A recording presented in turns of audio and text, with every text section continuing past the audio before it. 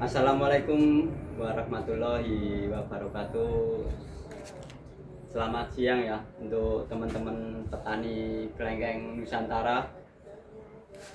Hari ini kita akan bikin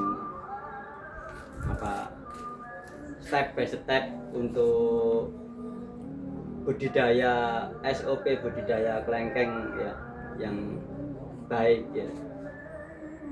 Tentunya setiap orang ini kan beda cara aplikasinya untuk budidaya, untuk SOP-nya, tapi tetap sama ya.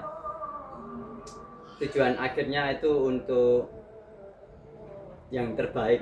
Jadi semangat untuk teman-teman saling berbagi pengalaman, berbagi informasi. Nah, ini kita masuk ke intinya ya. Pak. Komentarnya ya. Ini sebelum pembosteran itu apa saja Pak yang dilakukan agar maksimal Pak pembosterannya? Ini sebelum pembosteran ya, kita harus dasari dulu atau kuati dulu pohon kelengkeng agar dia dalam saat diboster itu sudah benar-benar kuat ya, nutrisinya tercukupi. Nah, ini nanti yang bisa buahnya maksimal ya, dan bunga yang dominan keluar itu bunga jantan betina ya. Kalau kurang pupuk itu nanti banyak yang terjadi itu bunga jantan yang muncul. Jadi bunga jantan ini kan tugasnya hanya penyerbukan. Setelah dia penyerbukan dia akan jatuh ya. Ya. Lalu apa saja Pak ini aplikasi boosternya itu Pak? Ini kita aplikasi booster. Ini kita pakai pupuk, kita tambahin ini ya. Kita dampingi dengan pupuk MKP, karate boron, magnesium sulfat, asam amino yang paling penting ya. Ini untuk pertahanan kekuatan ya. Sama perkat, kalau saya sistem spray ya. Sebetulnya pohon kelengkeng ini untuk menerima kloret ya. Kloret yang dibutuhkan kelengkeng untuk pasca pembuahan ini kloret ya. Jadi tapi ini saya juga pakai sodium. Jadi ibaratnya 1:10 ya. Karena sodium ini sifatnya keras. Jadi dia lebih keras dari potasium. Ya. Jadi sodium ini benar-benar menghambat lajunya fase vegetatif. Jadi dia fokus Pak. Fokus dihambat sama sodium. Tapi dengan tingkat kekerasan sodium, makanya kita pakai dosisnya ini 1:10 ya. 1:10. Itu untuk yang aplikasi pas boosternya Pak ya? Nah, untuk aplikasi booster. Kalau untuk aplikasi setelah boosternya Pak? Kita aplikasi setelah booster. Nah, ini kebanyakan teman-teman petani yang yang baru ya, kurang paham, kurang memahami kelengkeng. Setelah melakukan pembosterannya, setelah itu dibiarkan. Jadi ditunggu sampai 30 hari sampai 45 hari. Jadi secara logika ini sistemnya gambling ini. Jadi mungkin karena ketidaktahuan ya, kurang paham. Jadi sebetulnya yang paling bagus itu setelah pembosteran 5 hari atau 7 hari ya. Setelah pembosteran harus disupport pupuk generatif.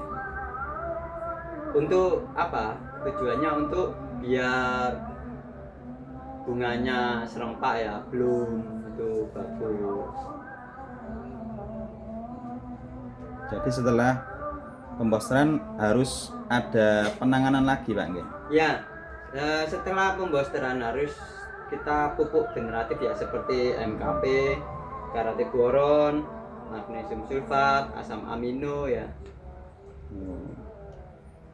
Lalu untuk ini Pak, mengatasi hama Pak, serangan hama ini apa yang harus dilakukan oleh petani Pak?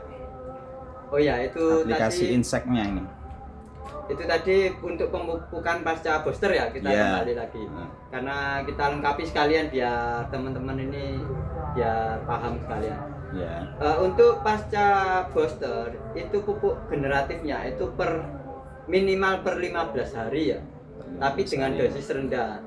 Contohnya nih, kalau saya pakai air 500 liter, MKP-nya saya pakai 300 gram, karatiboron saya pakai 100 gram, magnesium sulfatnya 200 gram, asam aminonya 200 mili, perekatnya pakai 100 mili.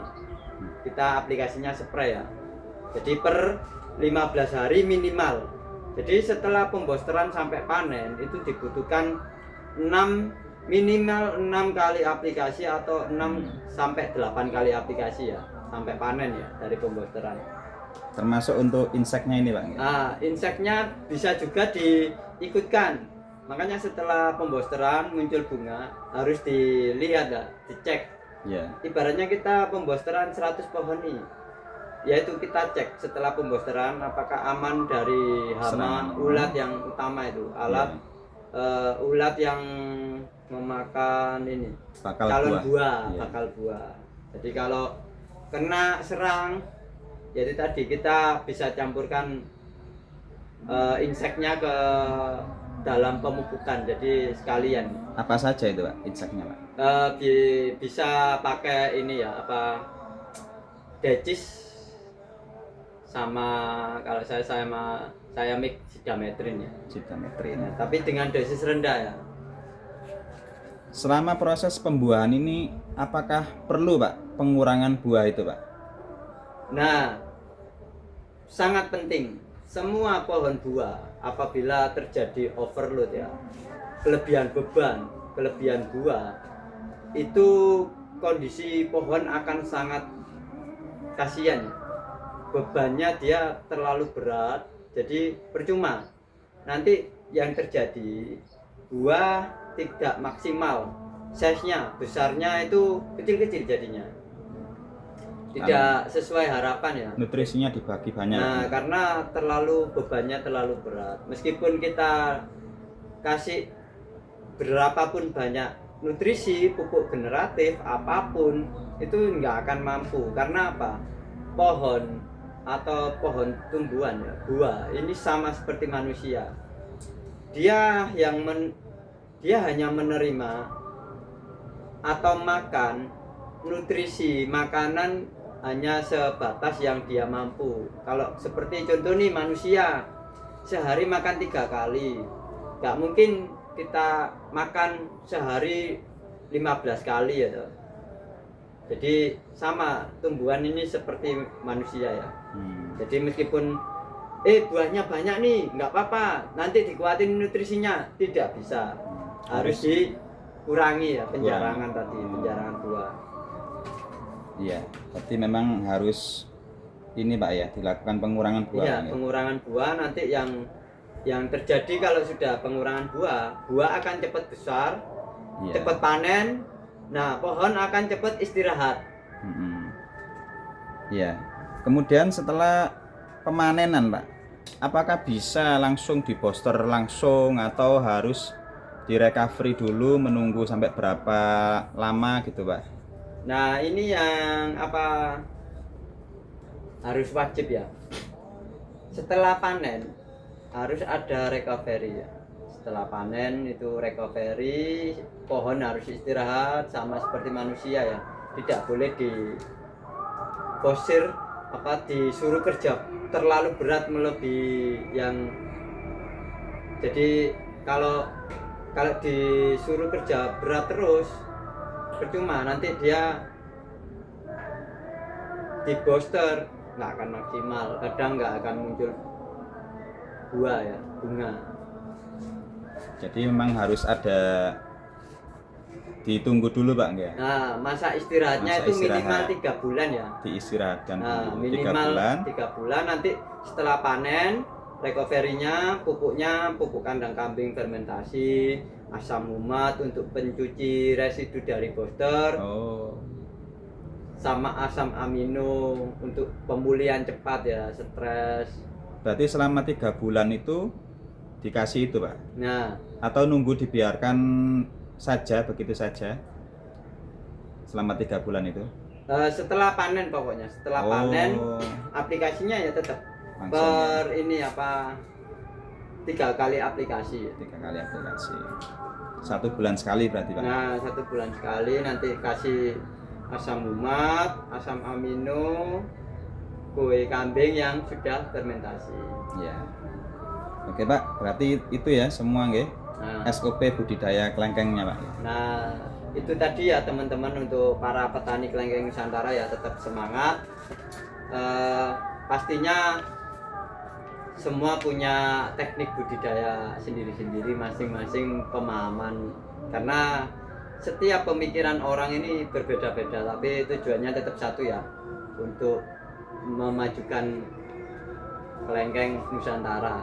Jadi untuk teman-teman tetap semangat ya, semangat dalam berbudidaya kelengkeng ya. Ya, itu tadi cerita lengkap kita tentang SOP budidaya kelengkeng Nusantara. Tetap semangat.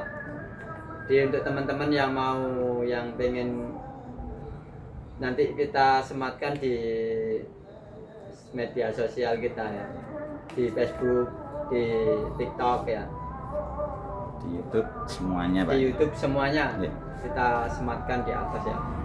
Jadi untuk teman-teman yang baru pemula atau yang mau ini, nanti kita bisa lihat videonya dengan lengkap. Sekian, terima kasih. Assalamualaikum warahmatullahi wabarakatuh. Tetap semangat.